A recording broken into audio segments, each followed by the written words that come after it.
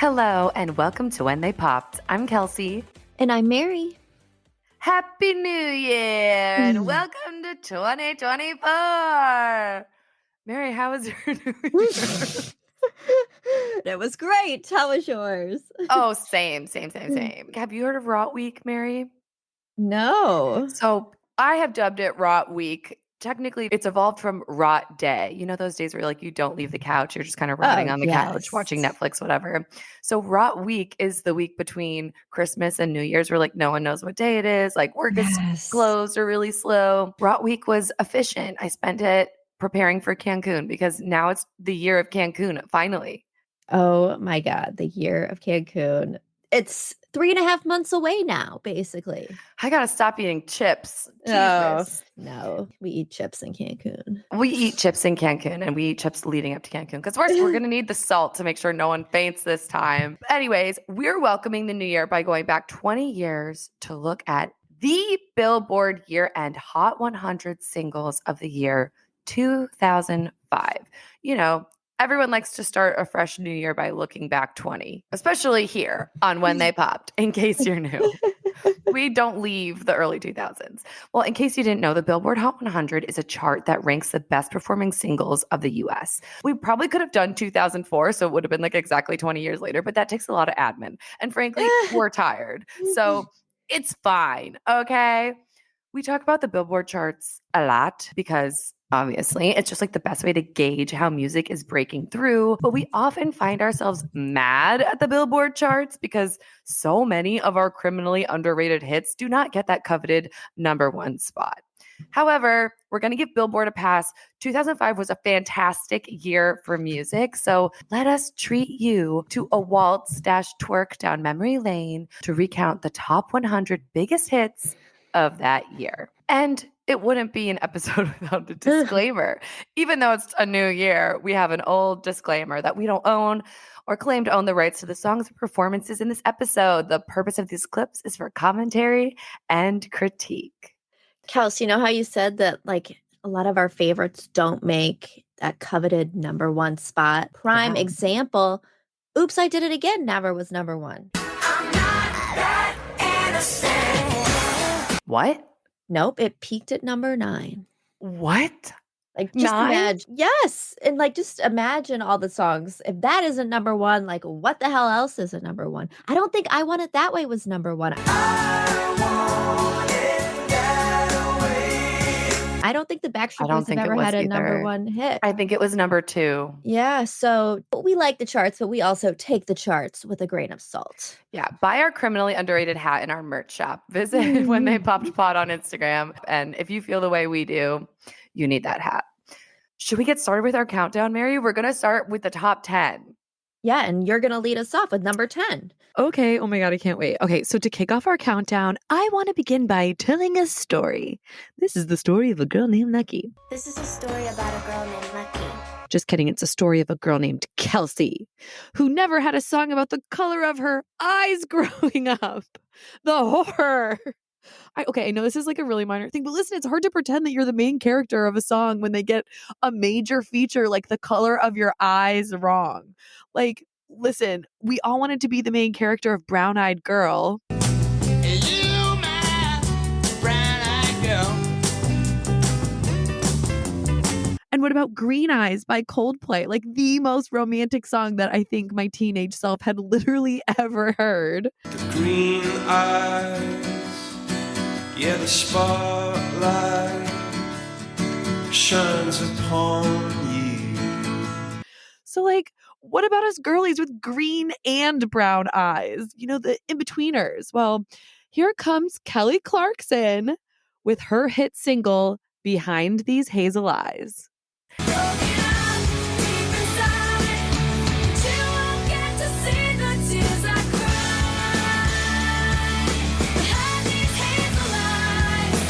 This is the second single from Kelly's second studio album, Breakaway, which came out in 2004. So this song was written by Kelly with the song's producers, our one Max Martin. who we love, and Dr. Luke, who we don't love. Anyways, in 2004, Kelly was collaborating with both of these producers. She flew to Sweden to collaborate with Max Martin. Mary, can you imagine going on a flight with the intention of meeting Max Martin in Sweden? That's like probably my interview dream. Like, we get the invite to Sweden to do a destination podcast episode and like immerse ourselves in the studio with Max Martin, who's working with someone like Ariana Grande or I Britney's think we'd comeback. faint. Like, we'd be walking around Sweden like, oh my God, it's land of Max. And everyone would be like, who are these American idiots? According to Dr. Luke, there's sort of like an interesting story behind how this song came about. So Behind These Hazel Eyes was sent to Kelly without any lyrics. They just had the music, the production, and it was part of an olive branch because they had just done Since You've Been Gone, which we'll talk about later, not to spoil anything, but it's coming up. Everyone was so happy with Since You've Been Gone. But I guess there was some like miscommunication when they were all working together on Since You've Been Gone, where Kelly had written some lyrics, but Max and Dr. Luke didn't know that Kelly was working on her own lyrics and they had like already finished the song. So it sounds like maybe she might have been a little upset that her lyrics didn't make it into the final cut of the song. So when Behind These Hazel Eyes came around, Dr. Luke was like, we want to write this with her from the beginning so that there's no like missed opportunity here to work together. But they were physically in really different places. She had just won American Idol. She was on tour. So she would email lyrics. They'd email back and forth. And Kelly later revealed that this song almost didn't make it onto her album, which is, I can't imagine an album without it. No. Like, that's insane. She said that it had different lyrics in the beginning, which some people speculate is because she was in a happy relationship when she first wrote the song. And as we know, this is the breakup anthem of our time. So she ended up calling Dr. Luke. They did like a totally different song. And I guess there's some theories out there that after Kelly went through a breakup, they went back and changed the lyrics. And from there, the ashes, a phoenix rose. And that is the bop that is Behind These Hazel Eyes. And Kelly has said it's like one of her favorite songs on the record. And she said, crappy relationships make for a good song. Which crappy relationship could she be referring to? Well, some critics speculate that this is about her breakup with David Hodges, who used to be in Evanescence. Oh. Bring me alive. Bring me back. I can't wake up. Save me. Call my name and say, Wake me up, wake me up inside. Wake up, wake me up inside. well, it says ex-member of Evanescence, so I don't think he's like even with the group anymore. So anyways, this song is a freaking bop. It peaked at number 6 on the Hot 100, but it stayed in the top 10 for 15 weeks. And this was a record for the longest time spent in the top 10 for a song that didn't hit the top 5. Like, you're like hovering right there, like really close to the top, but people loved it. So yeah, that's our number 10, Behind These Hazel Eyes. Any thoughts on this one? I mean, I love it. It got me through all my angsty, meaningless youth relationships. And I wonder if this is a signature of Max and or Dr. Luke, because I feel like a lot of the songs they work on, there's just like a pivotal key change in the final chorus. Here I am once again. I'm torn into pieces, can't deny it, can't pretend. Just know you are the one. Do you know what I'm talking about? Like, Oh, I just hell feel yeah. like that's my favorite part. I love this song. What's not to like? Have you seen the music video? I'm sure I have. I just have no recollection of it. Okay, so I rewatched it and I was like, I don't remember any of this, like ever from. Really? Because I always think of Since You've Been Gone, the music, like True. that's like the Kelly music video to me. So in this one, she's like getting ready to get married, basically. Oh. She's in like a wedding dress. Then there's like punk rock Kelly who's trying to tell bridal Kelly that like her fiance, her betrothed, is but cheating on her with like a bridesmaid. It's very drama. I wonder if there's some life in art. You know, truth is stranger than music video. Let's trademark that. Our next merch update. You All right, and I will be the sole purchasers. Okay. Okay, Mary, that was number 10. What's number 9? What to do, baby boo? What it do, baby boo? Okay, not the right song, but the same group. I had to take this one because I was a Pussycat doll girly growing up, so I had to take number 9 on this list, Don't Ya. Don't you wish your girlfriend was hot like me? Don't you wish your girlfriend was a freak like me? Don't you? Now, Hell yeah. this song was written by Busta Rhymes and What? yes, and CeeLo Green. Wait, I did not know that. Well, you know Busta has that rap on it. We wanna play with a player girl and play on. Trip out the Chanel and leave the lingerie on. Do you know the CeeLo rap? Green though? I know. He's a sneaky producer, though. I feel like that man is in the studio, like, silently cranking out hits, but who knows? He also produced this song. So the chorus of Don't Ya is a slightly modified interpolation of the chorus line sung by Sir Mix-a-Lot in a song he wrote called Swass in 1988. Don't you wish your boyfriend was swass like me? I've never heard it, Okay, well, people use that term now as to say that Yes. their butt is sweaty. so I wonder if that's what the song is about. According to Sir Mix-a-Lot, the word swass originally was an inside joke with no meaning in itself.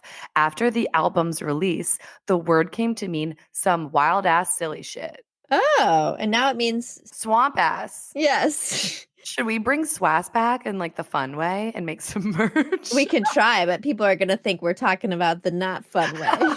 I mean, they both apply. Okay. Anyways, Don't Ya. So this song was actually originally recorded in 2004 by an artist named Tori Alamaze, who was actually a backup singer for Outkast and was released as her debut single. Don't you wish your girlfriend was raw like me? Don't you wish your girlfriend was fun like me? Don't ya?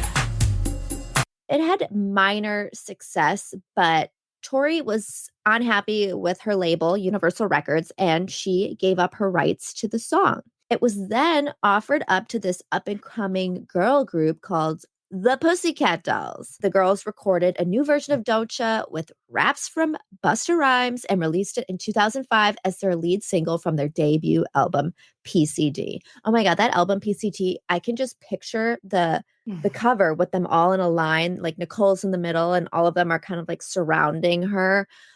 Iconic cover. Did you ever know like all their names? Like to me, there was so many of them. I never like knew anyone except like Nicole and that one girl who like was feuding with her. And there's that live performance where she like went off on her. There's Ashley, Nicole, Carmi, Jessica, Kimberly, Melody. You telling me? Ashley, Nicole, Carmi, Jessica, Kimberly, Melody, you telling me?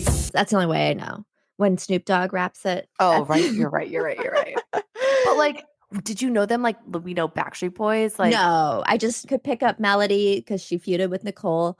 I Yeah. could pick up Carmi because she was the token redhead in the group, but that's it. It was a very big girl group and they put the focus on one. And so it really was hard to like become fans of other girls in the group because they were really kind of kept to the back. So let's get into a little background on PCD. The girls. So in 2004, choreographer Robin Anton had struck a joint venture with Interscope Records to develop the Pussycat Dolls, a burlesque cabaret act that was performing in various venues in Hollywood. And she wanted to make this into a brand, not just the cabaret show that we saw Kim Kardashian performing and Jessica Simpson performing on their reality shows. Like everybody got like a cameo performance with the Pussycat Dolls. But they wanted to make it into more than that. So in working with then chairman of Interscope Records, Jimmy Iovine, Robin formed this separate group consisting of 6 members. And I rely on Snoop Dogg for this every time. Ashley, Nicole, Carmi, Jessica, Kimberly, Melody. You telling me? So based on the burlesque dance review she had created, she then created this Supergirl group. And at the suggestion of Doug Morris, he was the chairman of Universal Music Group, Don't Ya, that song had just been given up by Tori Alamaz. He was like, why don't you give it to the Pussycat Dolls? Because they were really on this mission to reinvent what we knew as a girl group. And so they asked CeeLo to re-record the song with the Pussycat Dolls as the producer.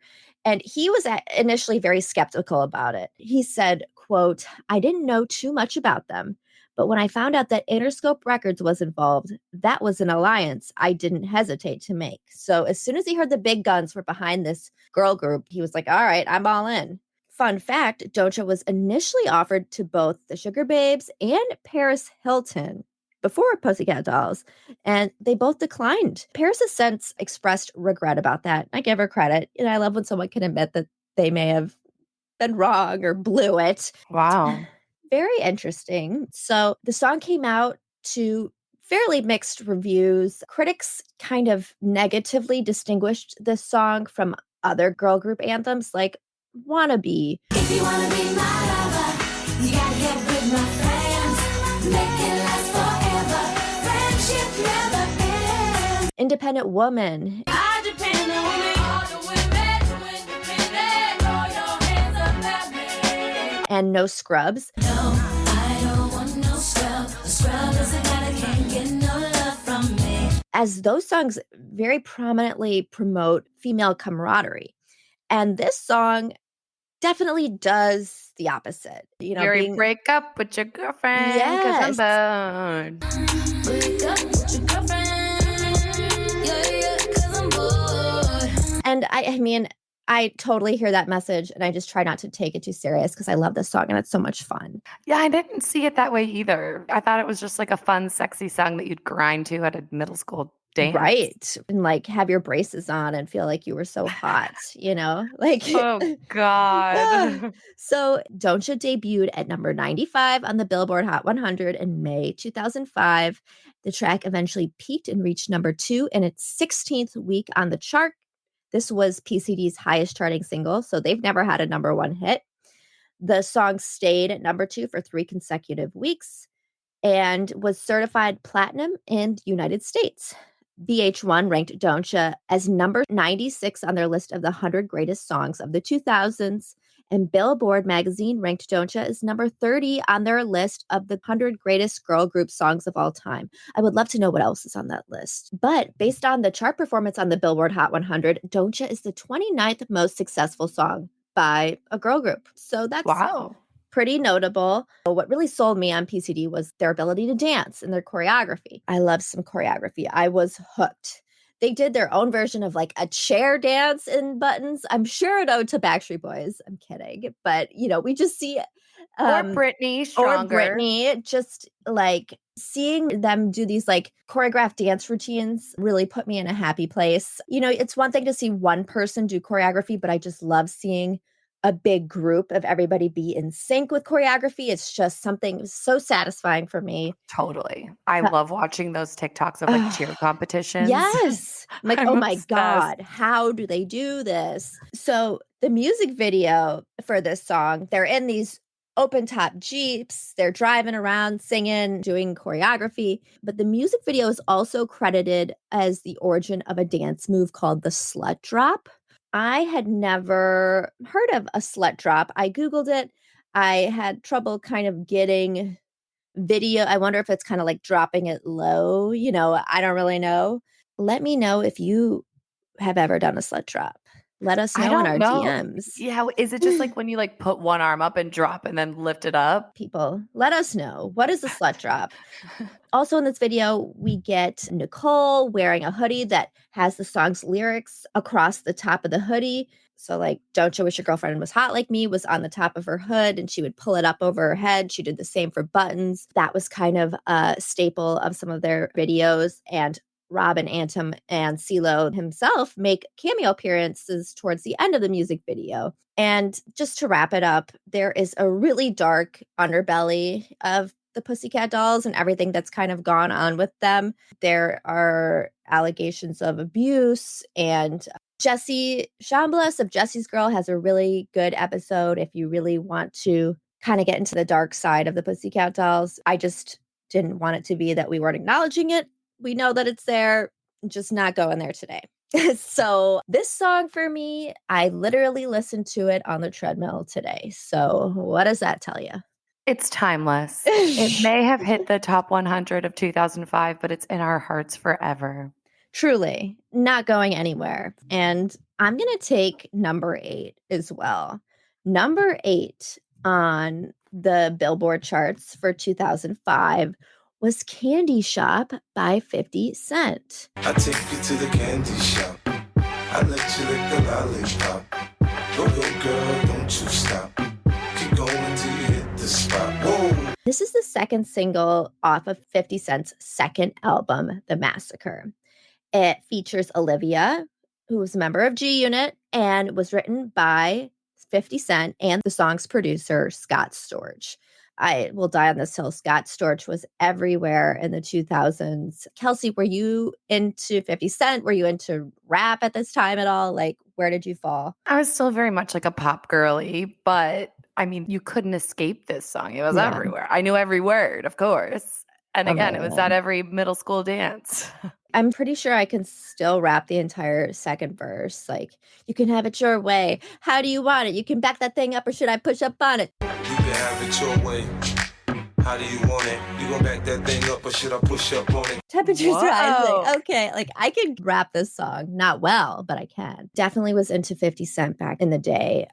Candy Shop peaked at #1 on the charts. So Candy Shop went #1, but Oops, I Didn't Again, and I Want It That Way didn't. I don't know how I feel about that, but this was 50 Cent's third #1 single and fifth top 10 single on the chart. It went 5 times platinum. So at the 2006 Grammy Awards, Candy Shop was nominated for Best Rap Song and lost to Gold Digger.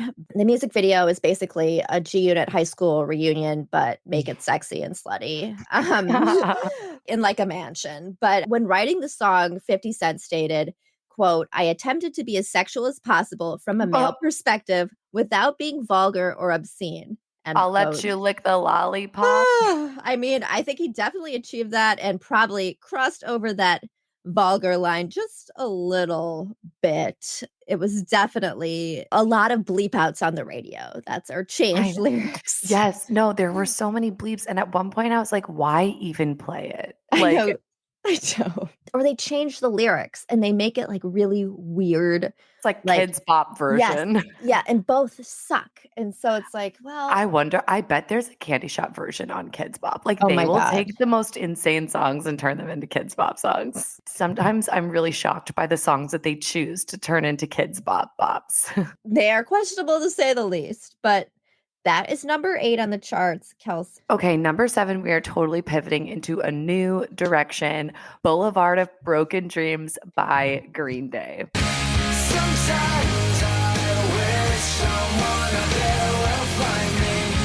Till then I walk alone. So this is from Green Day's 7th studio album, American Idiot, which came out in 2004.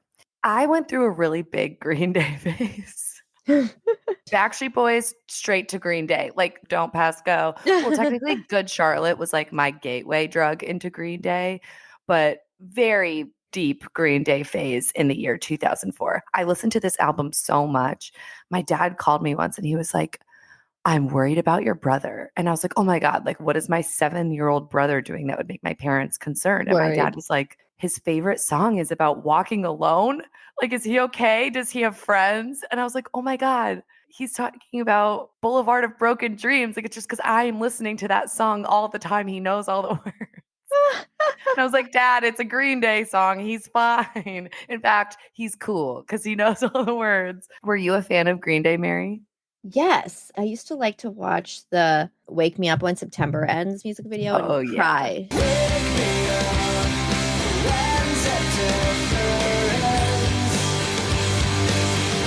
I like enjoyed getting emotional to it. This whole album is a real trip of Yeah. emotion. So the American Idiot follows this narrative. It's really told like a story. And the main character of the story is this Jesus of Suburbia character. Oh God, I love this whole album. It's so good. So most of the songs are like an answer to the one that's preceding it, right? Continuing the story. So the song before Boulevard of Broken Dreams is Holiday.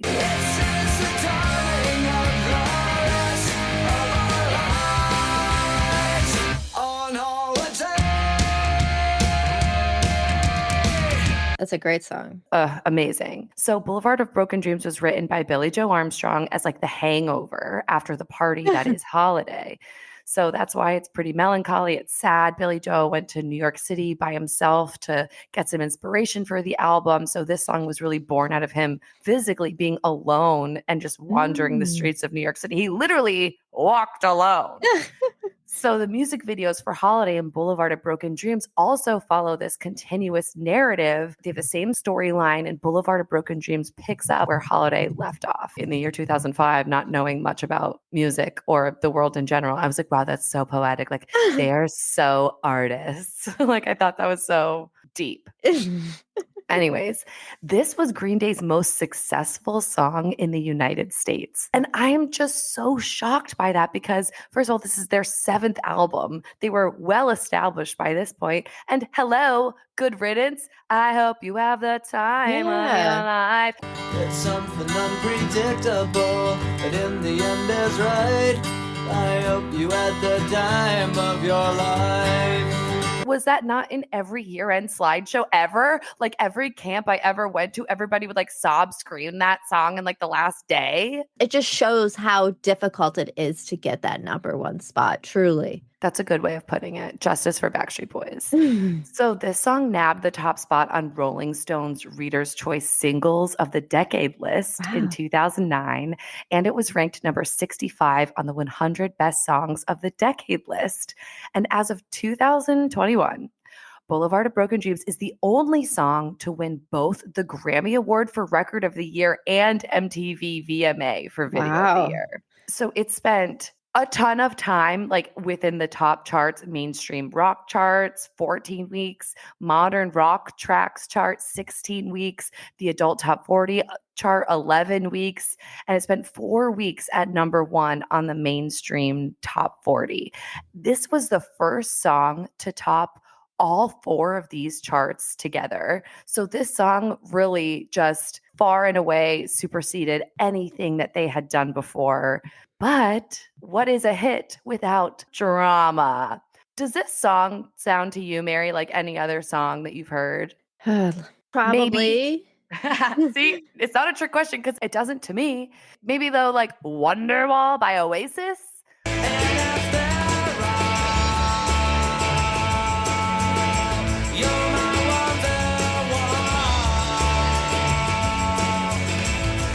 I don't think so, but Noel Gallagher of Oasis criticized Green Day. He said in 2016, quote, "They should have the decency to wait until I am dead before stealing my songs. I at least pay the people I steal from that courtesy." End quote. Whoa. He's trying to say that they are like ripping off Boulevard of Broken Dreams from Wonderwall because they use the same like chord progression. I don't hear it, but maybe I don't have a sophisticated enough ear. I hear similarities now that you mention it, but like I'm just so interested in the legal aspect of like what constitute, because obviously there's going to be similar melodies, there's going to be similar chord progressions, there's going to be similar song titles and tenors of song. Like I just would love to know like what constitutes like actually stealing someone else's idea. Like there's only so many notes. Like Right. There's going to be a ton of like similar Right. progressions. It's so interesting. I truly believe that 2 people can come up with a very similar idea and not have known that the other one was in development. I think a lot of it comes down to coincidence. I get that Oasis was sort of like the British version of Green Day. I don't know. I see them as like similar groups, but I do not see those songs as similar. I understand. I can see both sides very slightly. Oh, you're such a lawyer. I love it. So that was number 7. Moving on into number 6. So number 6 is Gold Digger by Kanye West. Now I ain't saying she a gold digger, but she ain't messing with no broke. Get down, girl, go ahead, get down. We have to preface this by saying we are not Kanye fans. We do not support his atrocious behavior, but we're retelling history here. So we'll breeze through this one because this song did pack a huge punch in the year 2005. It sure did. And, you know, it's a really catchy song. In July 2005, Gold Digger was released by Kanye West. It features Jamie Foxx, and it's from Kanye's second studio album, Late Registration.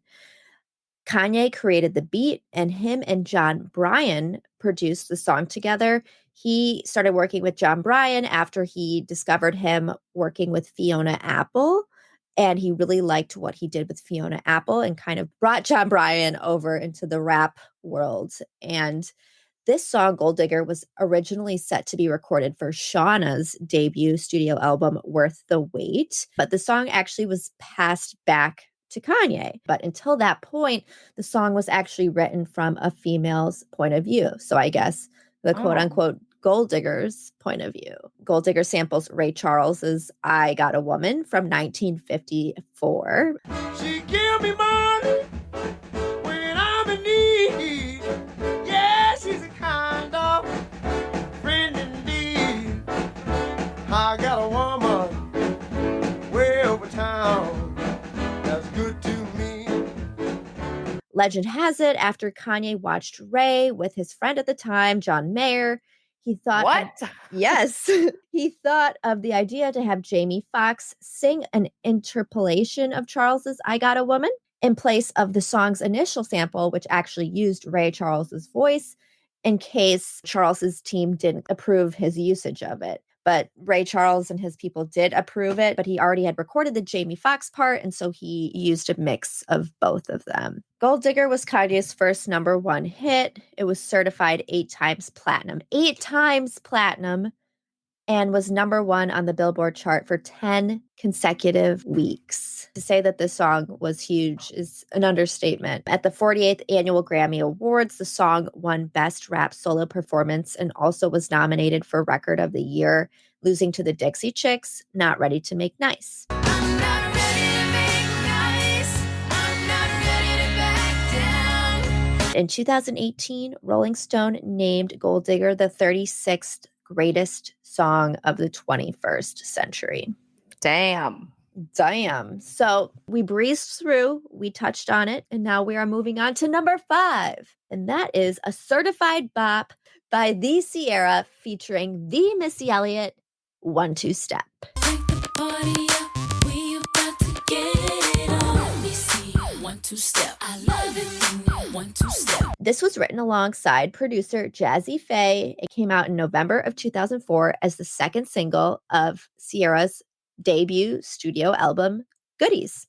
My goodies, my goodies, my goodies, not my goodies. My goodies, my goodies. She was really popping off, I feel like, in this era. She's still popping off. I I know. love her. I love her, but I loved the album Goodies. I know. Goodies really was like a cultural reset, I feel like. It was. And 1-2 Step, the second single, went 3 times platinum in the United States. It peaked at #2 on the Hot 100 and stayed there for 7 weeks. 1-2 Step was ranked number 59 on Billboard's Top 100 Songs of the 2000s. 1-2 Step was nominated for a 2006 Grammy Award for Best Rap Sung Collaboration. And that one lost to Numb Encore by Jay-Z and Linkin Park. I actually really like that song too. I don't know. Become so numb. Can I get an encore?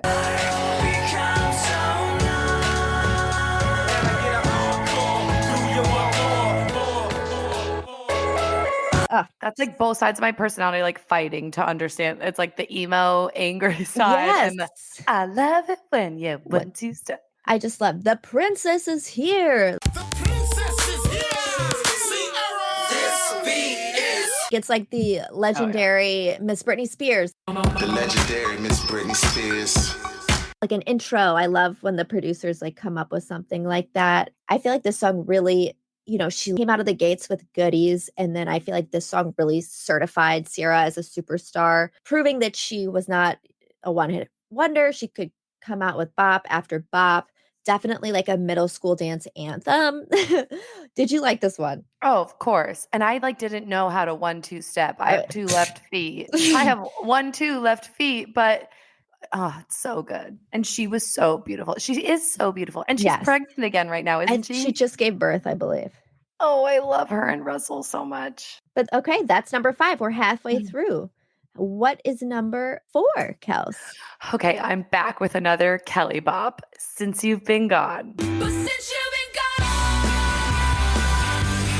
I can't breathe for the first time. I'm so moving on, yeah, yeah. Okay, does anybody else just think of that Laguna Beach episode when they play this in the limo, season 2, when Kristen is the narrator? Of Oh, course. Of course. oh my God, it's so good. So this is the music video that made me want to be Kelly Clarkson so bad. So I loved the first season of American Idol. Obsessed. From Justin to Kelly was like my favorite movie Nice. for like a 3-month period. I had her first album, Thankful. And on the Thankful album, it's her wearing a sweater. She looks so cute.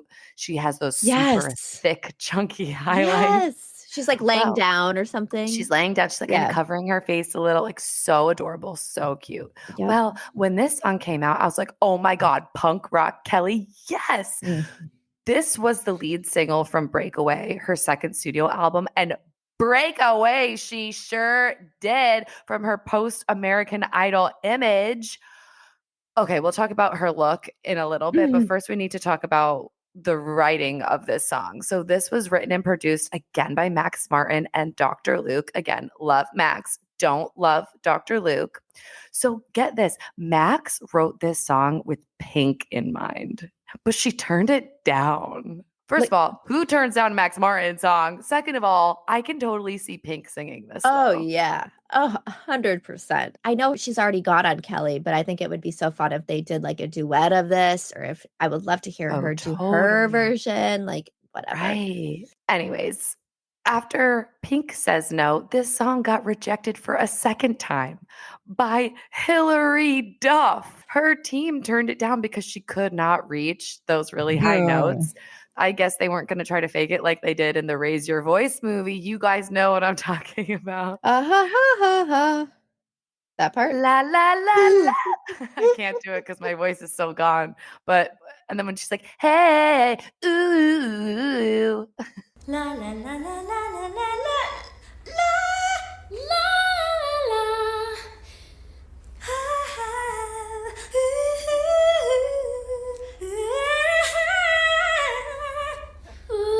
Ooh, hey, yeah, yeah.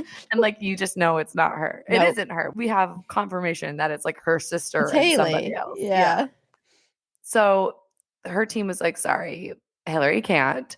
So the song was finally given to Kelly after Clive Davis convinced Max and Dr. Luke to give it to her.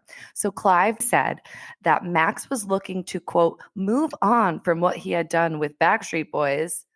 Side note, ahem. Why? But he was just trying to do more like rock stuff. Max is a rock boy. That's Right, his roots. His roots. So Clive goes on to say, I spent some time convincing them that an American Idol winner could bring all the feeling and passion that was required to the song. Well, Kelly did more than that. She put her own spin on it. She's the one who decided to add some of those heavier guitars and the drums after noticing that the demo had more of like a pop sound. So Kelly helped really make this into like the pop rock song that it is. So one thing about this song, everybody fucking loves it.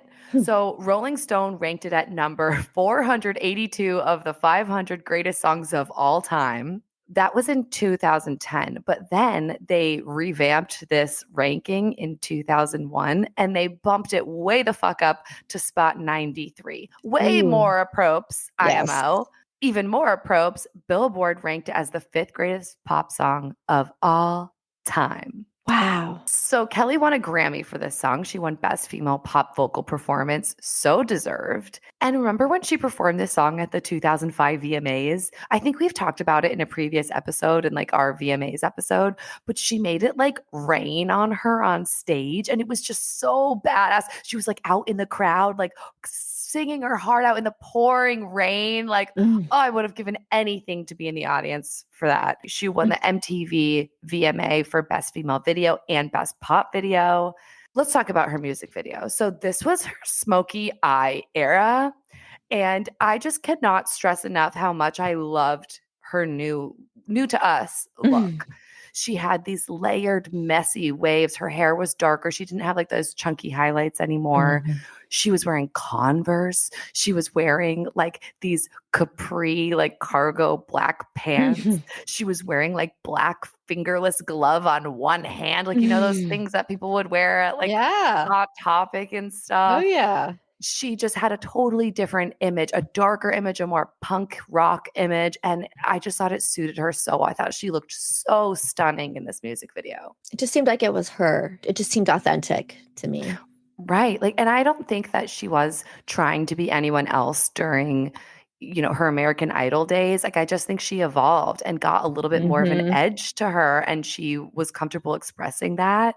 The legacy of this song just continues, aside from just going further and further up on these best pop song charts by all these news outlets. This song was credited by one Billboard reporter as helping to prime the pop world for tracks like Who Knew, Pink. If someone said 3 years from now, you'd be long gone, I'd stand up and punch them out, 'cause they're all wrong. Obviously, I sense so many similarities to those songs, but they also say Paramore's Misery Business. Where would we be without that song?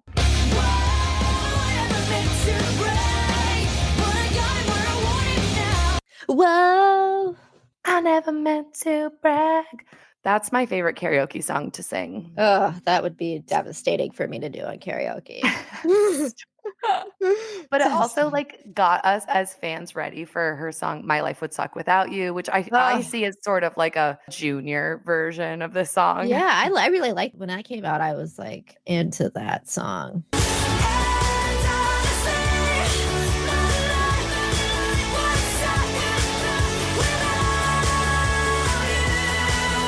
Oh yeah, who was it? I really feel like this set herself up for her next chapter in the best possible way, and it also influenced the rest of the industry. So the song's legacy continues.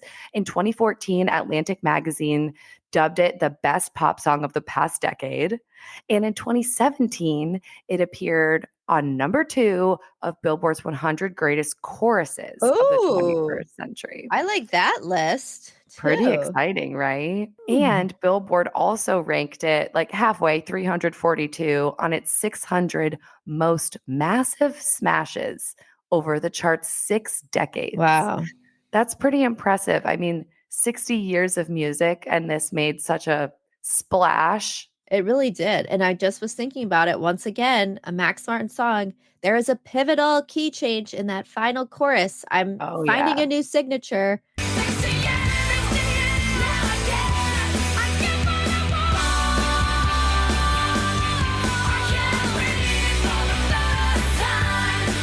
I love it. Did you ever watch the music video, Mary? Yes. She destroys her boyfriend's apartment and snips the girl's clothes. Iconic. I always wanted to ruin someone's apartment after that. I really wanted to do the Carrie Underwood baseball bat thing. Wait, what is it? I dug my keys into the side of it. Yes. I dug my key into the side of this ready little souped-up four-wheel drive. Just kidding. But great reminder, great song, great music video, just 10 out of 10, chef's kiss. Moving on to number 3. An iconic love song of our era, of our youth, and that is Let Me Love You by Mario. You should let me love you. Let me be the one to give you everything you want and need.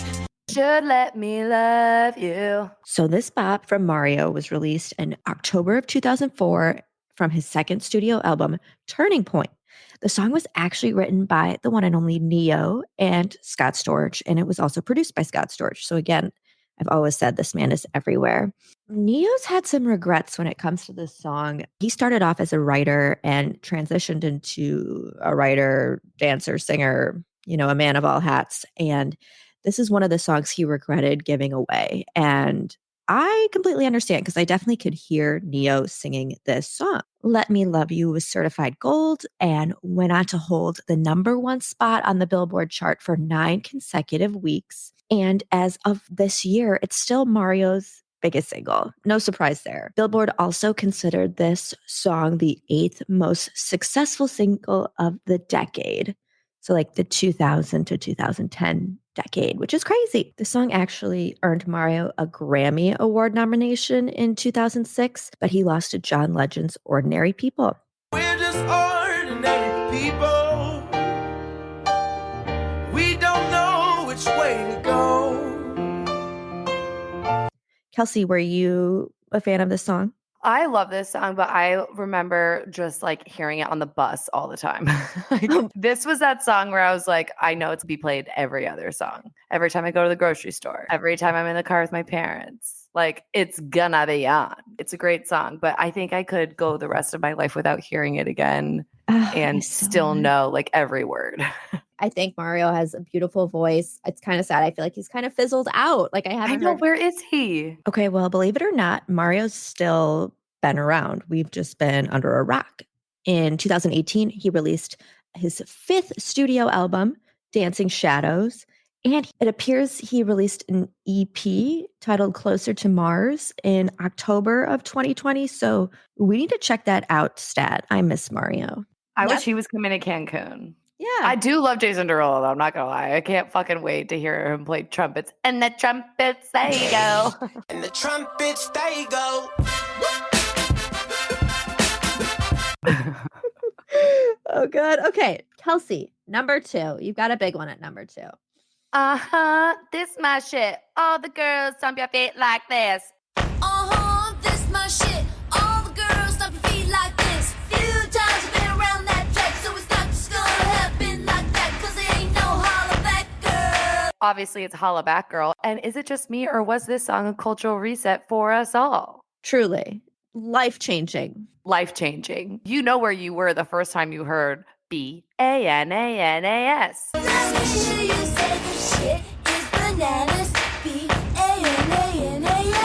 I was in art class and I had a cool teacher who let us listen to the radio while we did our art. And I heard this song. I literally dropped my paintbrush. I remember exactly. I was drawing a palm tree and I dropped my paintbrush and I went, did she just say the shit is bananas?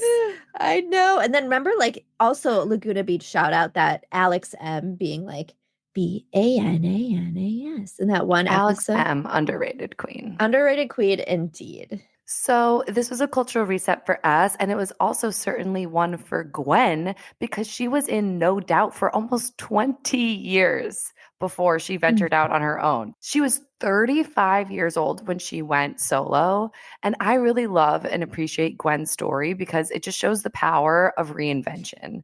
And I think she's just one of those super resilient artists. Like now she's on The Voice. Like what will her next act be? Like we don't know, but we can't wait to find out. And I just really love when someone keeps you guessing like that. Holla Back Girl is the 3rd single from her debut solo studio album, Love Angel Music Baby, or Lamb. We all know her clothing line was named Lamb. And this followed the album's first single, which was What You Waiting For.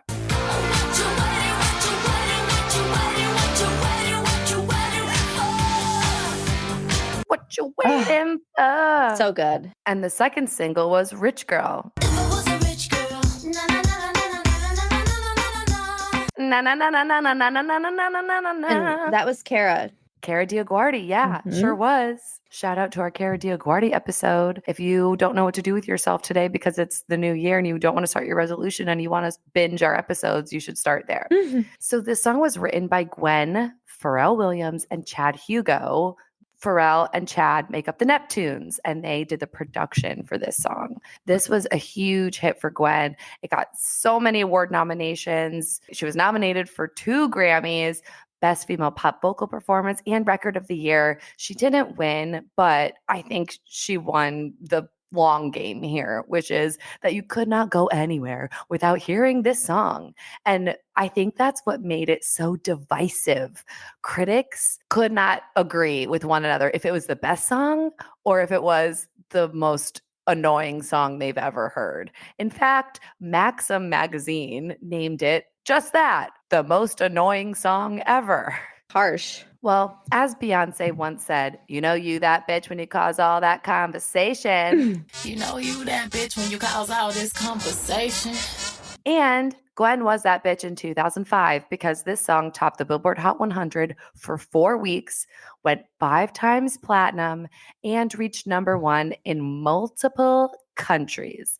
I could not believe this, but this was Gwen's first and only #1. It's a tough spot to nab. I'm just like shocked, but it did end the 9-week run of 50 Cent's Candy Shop. Sorry, Candy Shop. You got booted. The girlies wanted to spell bananas.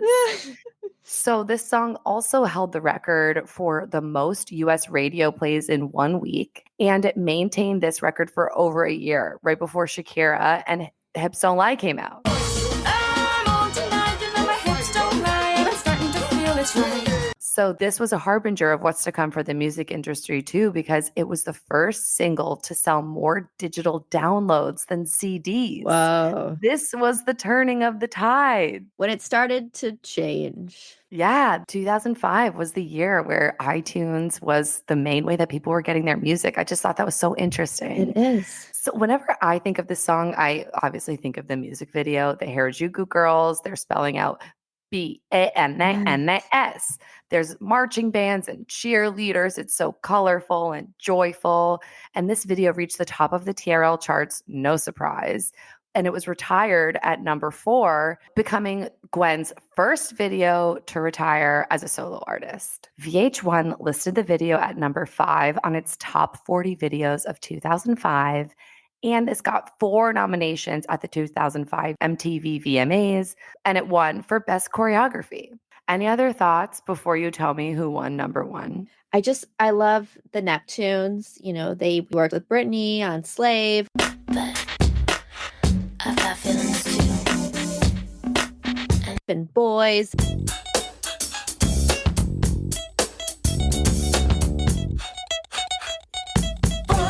You can just hear that signature kind of like funky sound of the Neptunes on Hello Batgirl. It's really cool and creative. But all right, drum roll, please. Number 1, Ooh.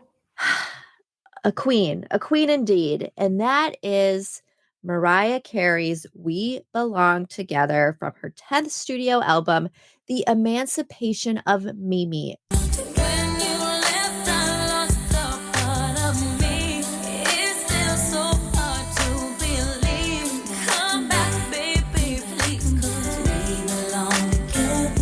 Oh my God, I freaking love this album. It has such a strong track list and it just deserves so much recognition. Did you listen to this album, Kels? That's how I learned what emancipation meant. Oh my God. And then I was like, because she's Mariah Carey, she's MC. And so I'm Mary Caroline. And I was like, oh, I'm MC too. And then I was like, maybe I could get my mom and my friends to call me Mimi because like that could be my nickname too. It didn't land, obviously. That's so cute. But I just loved her and it so much. The song came out in March of 2005. It was the second single from Emancipation of Mimi. We Belong Together was written by Mariah Carey herself and Jermaine Dupri.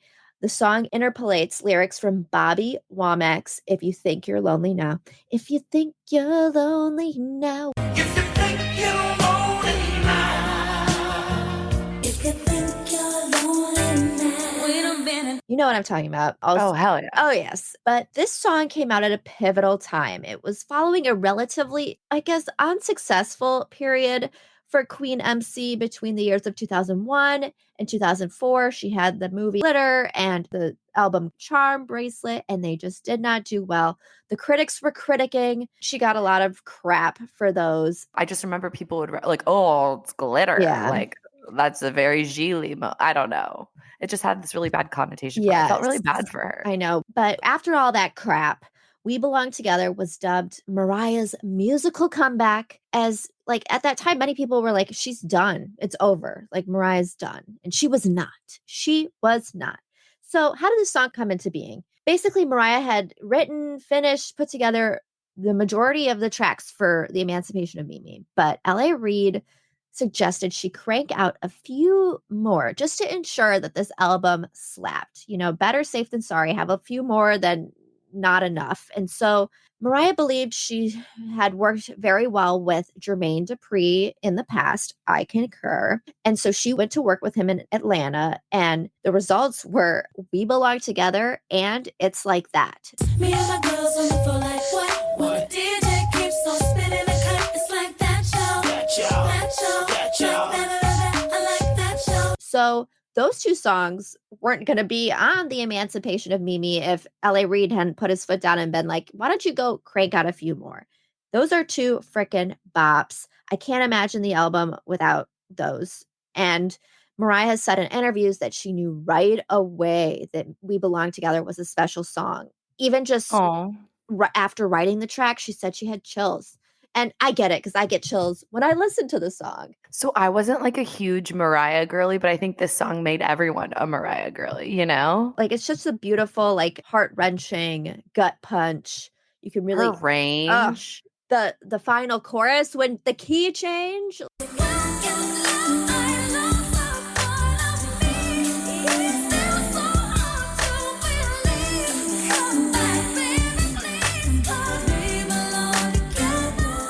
Good luck to anyone trying to sing this at karaoke. Just like, don't even try. Yes.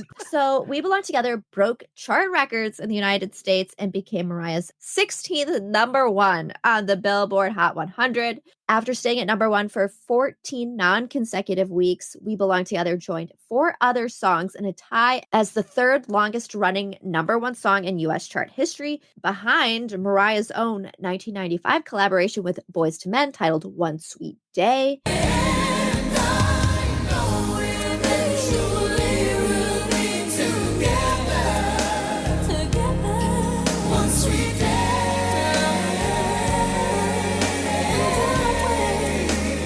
That's one of my favorite songs ever. Oh, so you're not a Mariah girly, but you know One Sweet Day.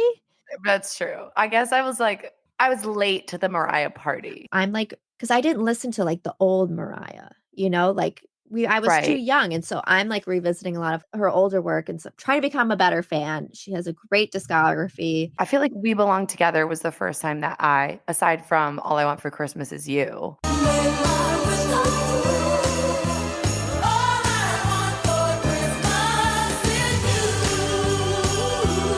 and I would hear fantasy yeah. in some like movies like from the 90s that I love.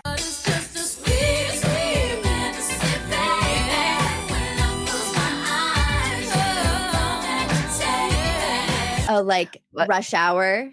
I never saw Rush Hour. What did you hear I fantasy know. in? Like all the 90s rom-com, like American Pie and Oh, was it stuff. in that? Like How to Lose a Guy. It was just those were the kind. They're definitely bumping it in a car and like She's All That or something. But the song went 6 times platinum. Billboard listed it as the song of the decade and the 15th most popular song of all time. All time. So this makes Mariah the first artist to have more than one song be the most popular of a decade, as One Sweet Day was deemed the most popular song by Billboard of the 90s. And during the week of September 25th, 2005, Mariah set another record, becoming the first female to occupy the first 2 spots atop the Hot 100, as We Belong Together remained number one, and her next single, another incredible song, Shake It Off, held the number 2 spot.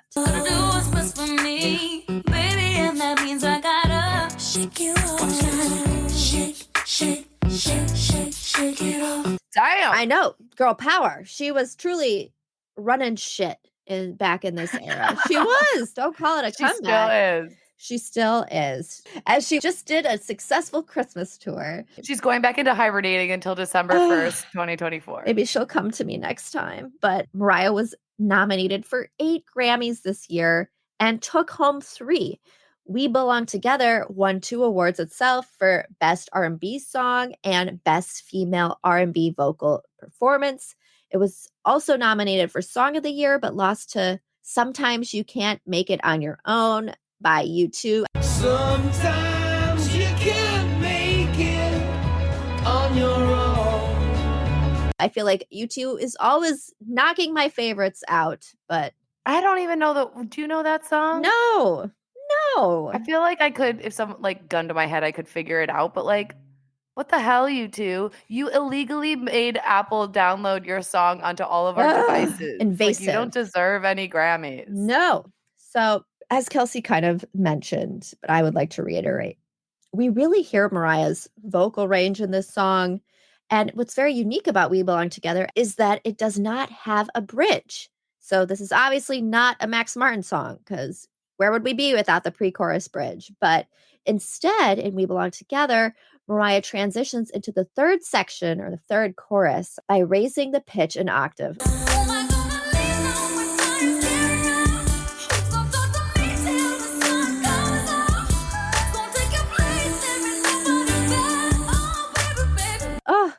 I'm dying. This is like my favorite, which emphasizes the frustration and desperation she's feeling in this song. And she definitely portrays the emotion and kind of devastating element of this song. That final chorus is definitely kind of a funny thing in the fandom because typically she doesn't perform it live anymore, but every now and then we'll see some clips where her like backing track doesn't work and she's like live on the Today Show or something. There's one, it's incredible. And you can tell she looks off to the side and she has an angry face on and she just guts her way through the final chorus because the track didn't play and just does it perfectly, nails it. It's not even a reach or a struggle or anything. When you left, I lost a part of me. It's so hard to believe. Come back, baby, please, 'cause we belong together. But it's just hilarious, like those Beyonce memes when they're like, somebody's getting fired. It's like Somebody's getting fired. literally every time it's just like, oh my God, someone didn't put Mariah's track on right. Like, who is getting fired after this? But it's incredible. And I love when she's forced to perform it for us. But the song's music video was also amazing. And it was filmed as a 2-part story with It's Like That. Again, another freaking bop. It's Like That featured Mariah at her bachelorette party. And so the video for We Belong Together is a continuation focusing on Mariah's wedding to a powerful older man and ending with her eloping with her younger ex-lover, who was played by Wentworth Miller of Prison Break. My God, he was so hot in this. But rumors swirled around this video and paralleled it to her 1993 marriage to Sony Music CEO, the man we've mentioned a lot recently, Tommy Mottola, because Mariah was so young when she married Tommy, blah, blah, blah, blah, blah. But this music video had me by the throat. Mariah looked incredible in her Vera Wang dress, and she actually, to fuel the fire, wore that exact dress when she married Tommy Mottola IRL. So, Wow. you know, you take what you wanna from that, but very interesting. Dang. Okay, so what did you think of the top 10, Kels? Was it what you expected? Yes. And I love that it was such a mix. You know, we got some Green Day, Kelly. It was interesting that Kelly was on there twice. She was the only one that gave us a repeat. I feel like she was really popping that year. So it Yeah, makes sense. 2005 belonged to Kelly and Mariah, our queens. So I Oh thought my this was a God. great representation. What did you think? I loved it. It actually inspired me to go back to the Emancipation of Mimi. I love that album. Going through these songs really brings me back to that time, and it's super nostalgic. I love it. And I agree. I mean, we talked about 50 Cent tonight. Like, when do we ever do that? You know? I talk about it. 50 Cent all the time. I don't know what you're talking about. Well, thank you Yes. all for listening. We're so happy to be back. Start a new year with you guys. Thanks for listening. And a new season, season 2, episode 1, and our year anniversary of the podcast. This is our 2nd year. Wow, that's bananas. That is freaking bananas. I can't believe it's been a year. I know. Happy anniversary to us. Oh my God, happy Annie. I know. We need to do something special. We're going on a trip to Cancun. Yes. Thank you guys so much for listening. We love you and have a great rest of your week. Bye. Bye.